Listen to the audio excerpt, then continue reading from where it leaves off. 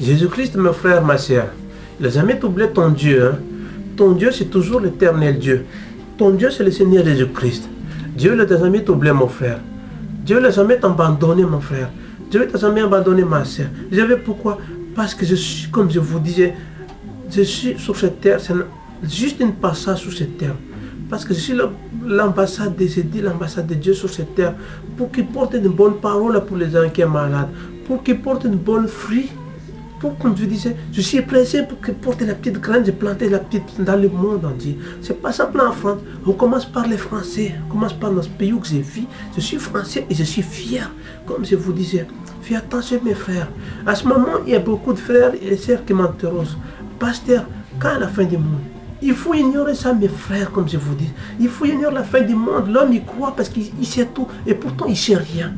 Si jamais la fin du monde arrive, tu n'as même pas le temps, tu ne sais même pas quand la fin du monde arrive, il peut te frapper n'importe quel moment la fin du monde.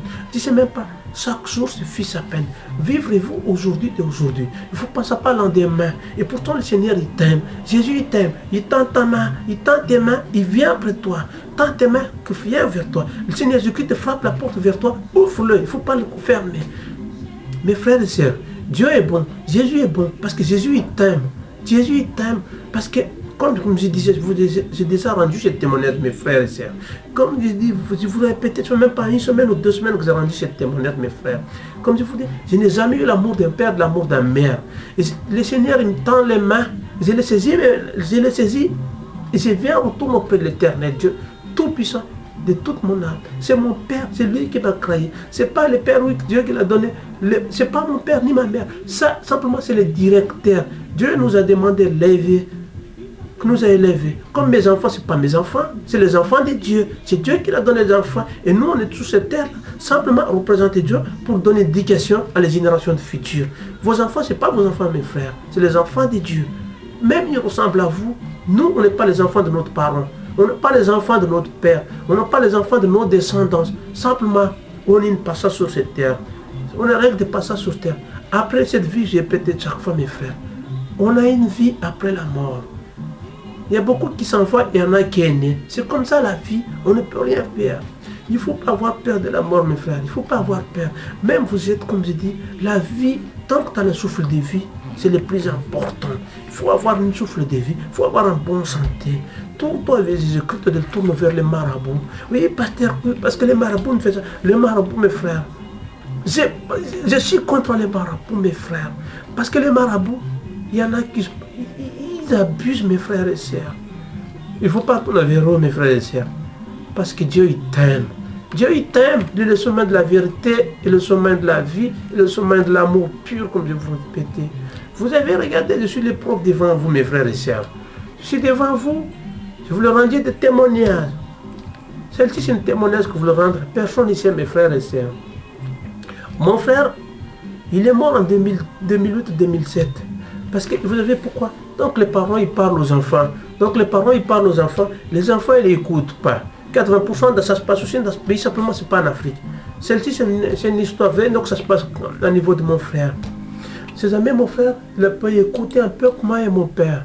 Mon mère, il parle. Il ne faut pas suivre cet homme, ce n'est pas pour toi. Il ne faut pas suivre cet homme, ce n'est pas pour toi. La femme, il a empoisonné mon frère.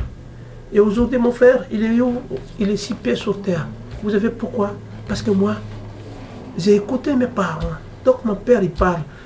Ma mère, il parle. J'ai écouté. Je suis là comme mon frère et soeur. Le Seigneur aussi qui m'attend les mains.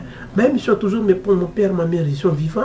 Simplement, je les bénis à travers l'Éternel. Je les bénis à travers tout cela. Parce que je l'ai écouté.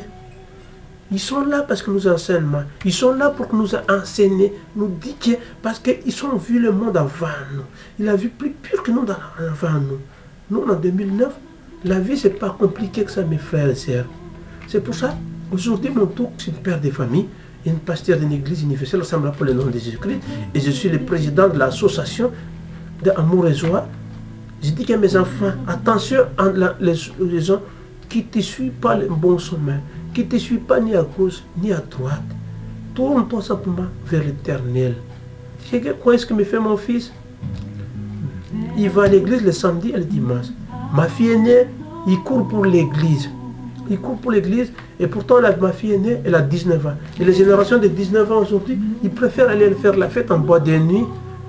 La 80% de ces gens-là qui sortent les boîtes de nuit, la mort qui l'attend. Tant que les parents ils parlent, les enfants ils n'écoutent pas, mes frères et sœurs.